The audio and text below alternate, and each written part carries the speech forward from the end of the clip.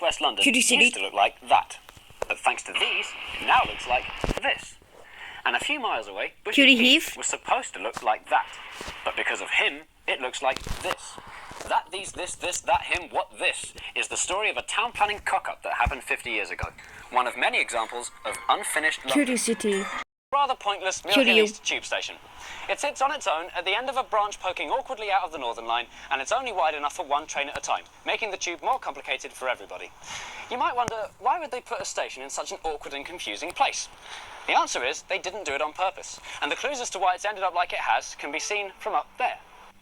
If you look on Google Earth, you can see the Northern Line snaking through London between the houses up here to Mill Hill East. But if you look carefully, you can see that the thin snaking line doesn't stop there. It keeps going through this row of trees, under the M1, and between these houses in a dead straight line. Just from looking, you can tell that there used to be a train line here. The axe, because the line was electrified as far as here in 1939. And today, this tiny branch to Mill Hill East is all that's left. The rest of the line is now a bridge over nothing, this footpath no one ever uses, another bridge over nothing, and this nature reserve I'm currently trespassing on. Oh. But the interesting thing about this line is there would most probably still be trains on it right now if it weren't for a big screw-up that happened 20 years before the line closed. In the 30s, there were plans to extend the Northern Line from Mill Hill East over the old steam railway to Edgware, where it would have met the other end of the Northern Line. Then, after that, they were going to build 3 new stations called Brockley Hill, Cutie South, and Bushy Heath. Cutie Heath.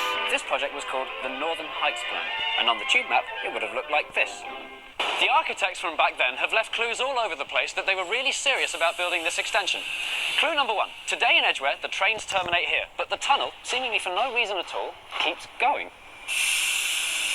Clue number 2. On Google Earth, we can see exactly where the line would have gone.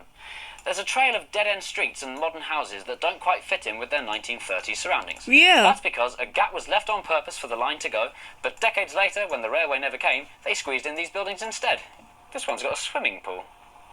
Clue number 3. The imaginary line would have come here over the road on a bridge that they started building. Then the line carries on down there to the best clue of all. Clue number 4. The car boot sale behind the roundabout at Cannon's Corner. This was supposed to become Brockley Hill Station. Here's an artist's impression of what Brockley Hill Station would have looked like. Just like the stations we know and love today, it was designed in Art Deco style with a ticket hall, shopping parade, and that bus stop which is still there today as a now useless lay-by on the A41. The platforms were to be suspended high up on 7 brick arches. They do. They started building the arches, but that's as far as they got. And today, all that's left of the station is these stumpy brick things. stuff. Ghostly, aren't they? As the imaginary line goes further and further north, the clues start to run out.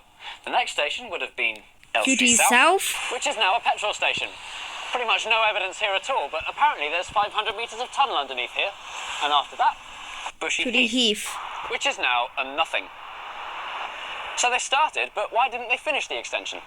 The simple answer is that the war came along, which put an end to all funding for the project. By the time the war was over, they'd changed their mind.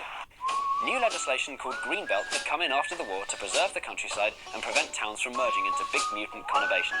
A massive splodge of Greenbelt was put right where the extension was going to go, which meant no one was allowed to build houses. No new houses, no need for new stations, and the Northern Heights plan was officially abandoned forever on the 9th of February 1954.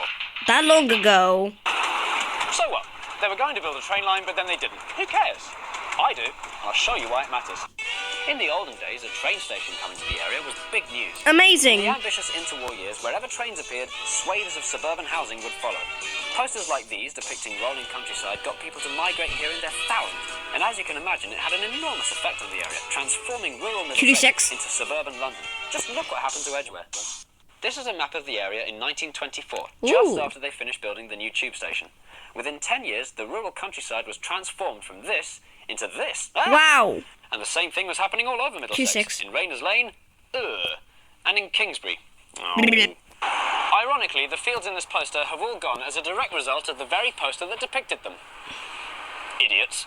So that's why pretty much all houses in suburbia look the same. They were all built more or less in one go. Wow. And I find that fascinating.